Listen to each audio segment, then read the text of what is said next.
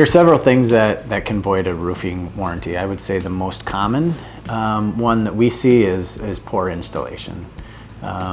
Shingle manufacturers have great warranties. GAF has great warranties, but they've engineered their products to perform in a certain way, and they won't perform in that way if they're not installed the way that they were engineered to.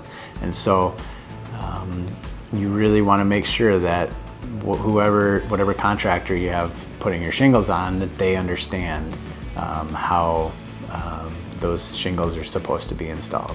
And you don't want to get into a situation where you have shingles failing or you have an issue with your roof, and then you call up the manufacturer, they come out and they say, well, we can't honor this warranty because the installation wasn't done correctly. And that's probably what we see most. Other things that would void a shingle warranty is hail damage.